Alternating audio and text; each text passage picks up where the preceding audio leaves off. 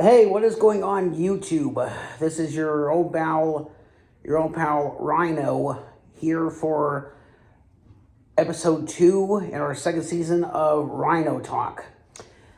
Today we will be shifting gears a little bit away from the world of Ohio Valley Wrestling and into a field where I personally have an alliance with, and we're going to be shifting into the world, taking a look into the world of mental health services. And it pleases me to have the president and CEO of an organization that I'm proud to be a member of, Mr. Stewart Bridgeman. And he is the president and CEO of Bridgehaven Mental Health Services, located right here in Louisville, Kentucky. Stewart, welcome to Rhino Talk. Thank you for having me. It's a pleasure to be here today. Well, let's go into just some basics. Who is who and what is Bridgehaven? What do we bring to the Louisville area? Bridgehaven is a nonprofit that's been around since 1958. We are a psych rehab program. So we work with adults with severe persistent mental illness, and they typically have a diagnosis of major depression, schizophrenia, bipolar, or PTSD. And so we are here to kind of help them learn the skills that they need to manage their mental illness and be successful in the community. Oh, that is so awesome! And how do you, as far as give the history of Bridgehaven, can you give us a little bit of insight on what kind of therapy we offer? Like, I know there's some groups here. Can you give us some insight on them? Yeah, so I will just give you a little bit more history. We were started by a group of people, Jewish women, who felt that there needed to be services when they closed institutions years ago. And so we were the third program in the country to start doing mental health services in the community, with the expectation that people with mental illness deserve to be part of the community. So at Bridgehaven, we have a rich array of services. We have, like, if someone had anxiety, we have 3 different levels of care.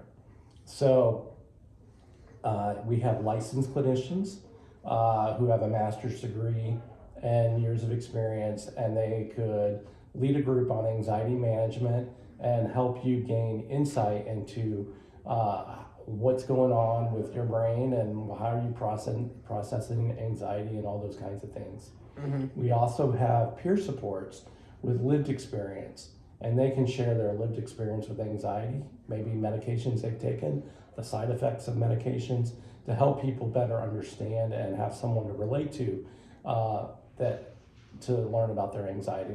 The third level is called therapeutic rehabilitation. And that's where we help teach skills to help people manage their anxiety. So one of the things we offer is a 24-hour crisis line. And so if someone called in and they were in a crisis over the weekend, I might ask, what are some of the things that you've been doing to kind of manage your anxiety? And then maybe suggest a couple of different things, and then ask the person to come in on Monday so that they could come in and we could start learning some more skills so that they would be able to get through the weekend and manage their anxiety for a longer period of time. So in addition to that, we have prescribing. We have people that help members with complex health needs, so their physical and mental health. And we have supported employment to help people who are looking for a career or a job. Now, you mentioned that we had licensed therapists here. Can you? I was wondering. I know one of our viewers submitted a question that mentioned you directly. Can you give us a little bit about your background, like starting with how you first got involved in your chosen field?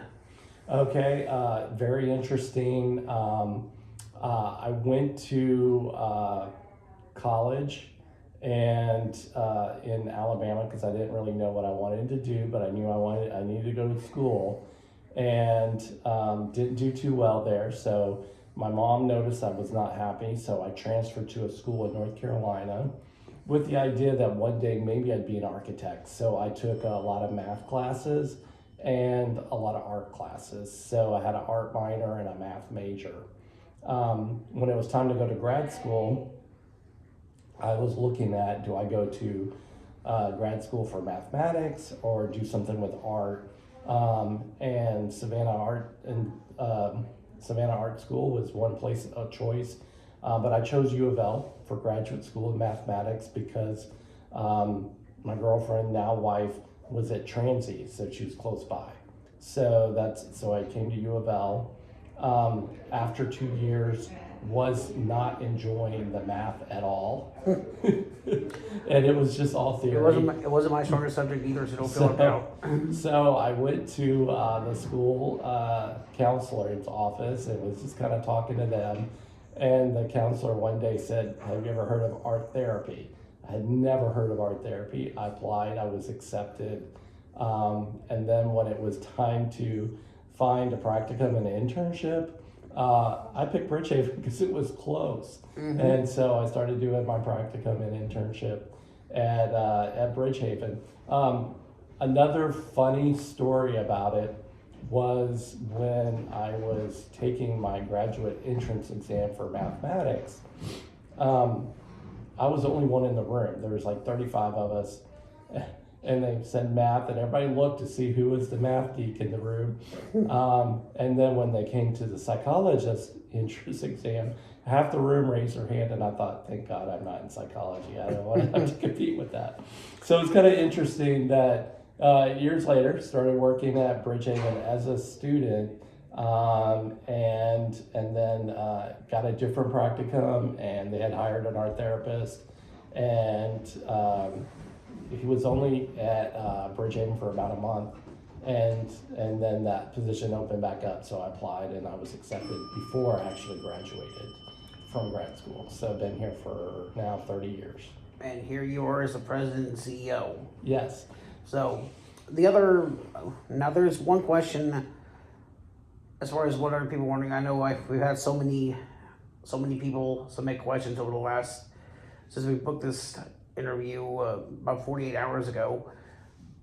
Can you explain, can you give us a rundown of how many different groups and services, what kind of groups we have? I know we've got one group called the CET course. Can you explain a little bit about what that is? And Okay. Yeah, so we have a lot of evidence-based services. We probably offer over 70 groups. We have groups, 3 different group times a day where we offer groups. But you asked specifically about CET. yes, Cognitive enhancement therapy believes in the neuroplasticity of the brain.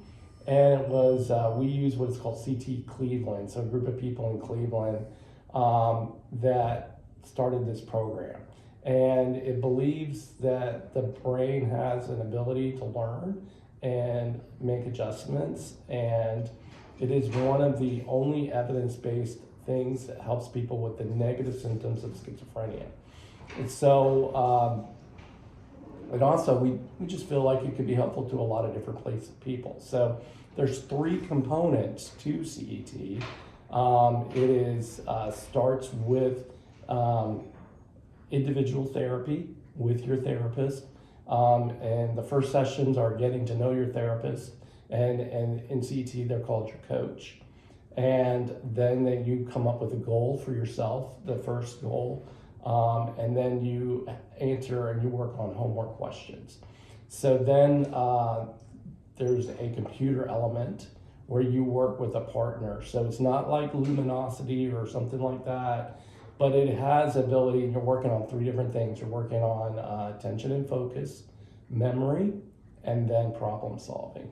so basically it's like, all those things combined to one is basically sort of like if I made like a college course almost.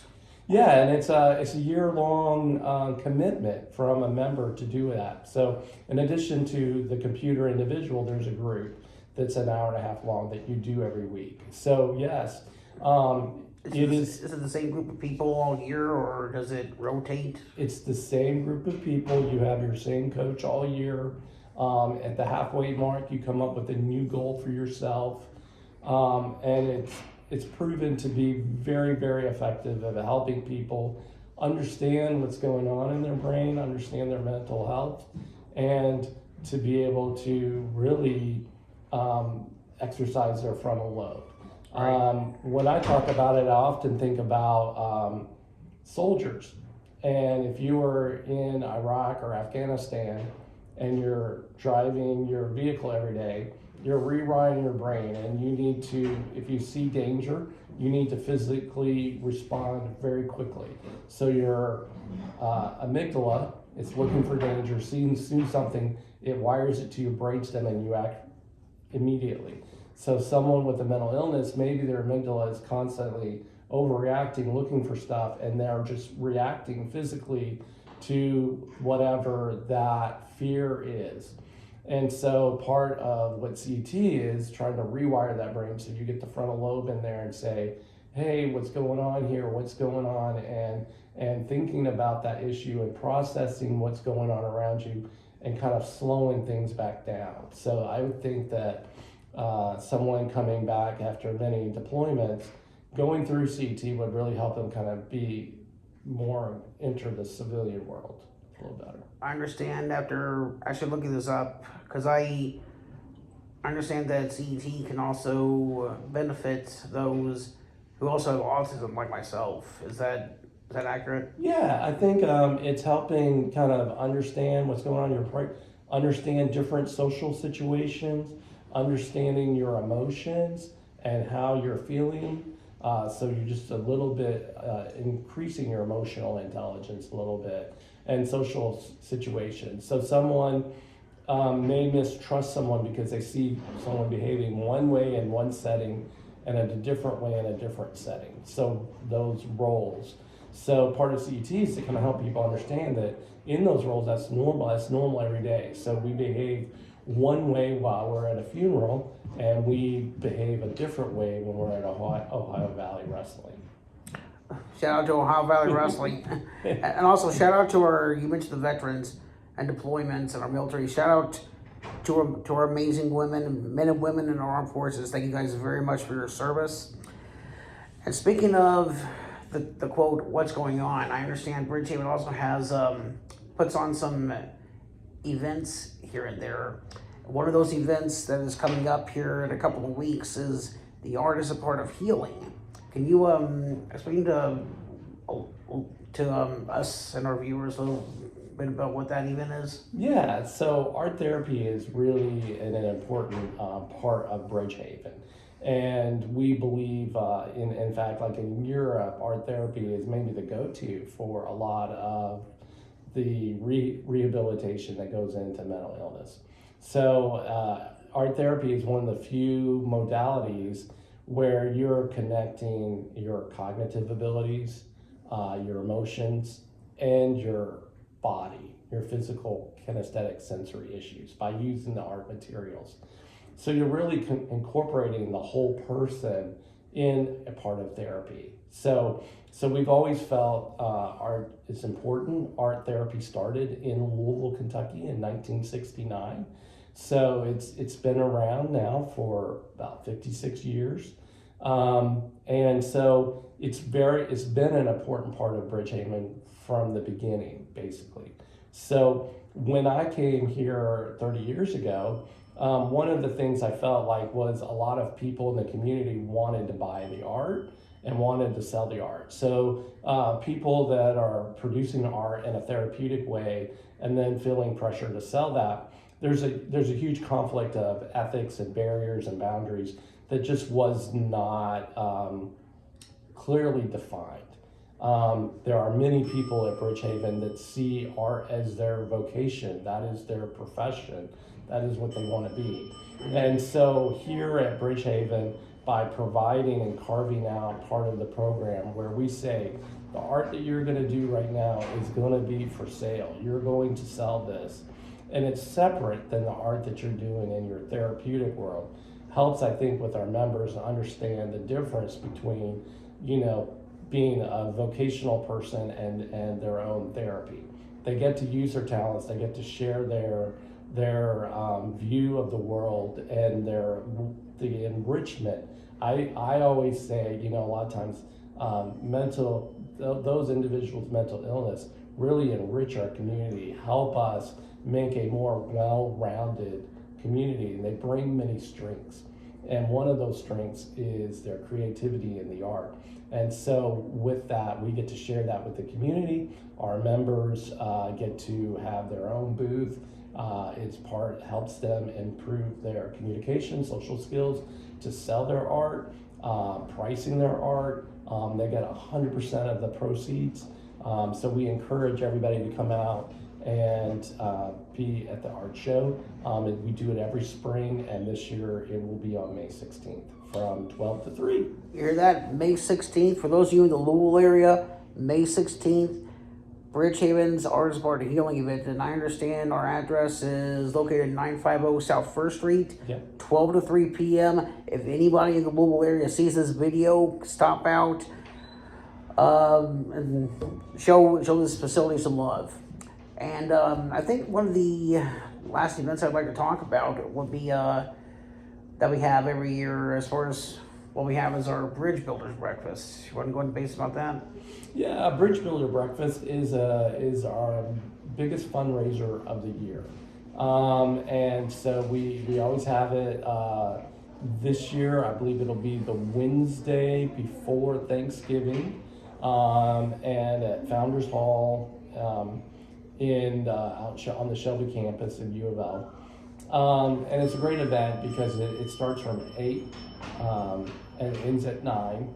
And it gives people an opportunity to really learn about Bridgehaven. We have a lot of our members speak, share their experiences, really shows what our program is doing and the needs. And so it is a fundraiser, but we're also open during the year if anybody would like to come by, take a tour, learn about us.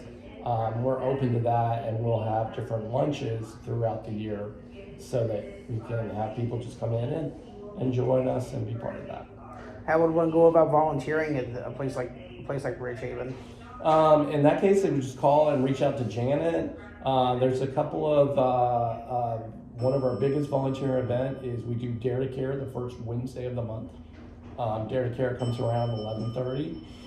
And we pass out a lot of food to people, and we need some help with that. Other big events that we do, sometimes it's great. We need some volunteers to kind of help with those events. Okay. Well, just a quick follow-up question before I let you go. I know you're a busy guy. In your experience since you've been at Bridgehaven, how would you say, as far as the mental health of each client is concerned, what would you say the overall success rate of this wonderful place would be, as far as percentage-wise success rate? High success rate. Everything here is person-centered, and everybody is working towards their own recovery. And I've seen Bridgehaven, our perspective has changed over the years. When I first started coming, there were some people that felt that recovery wasn't a possibility, that some people would be ill, and maintenance might be the best they could hope for. Mm-hmm.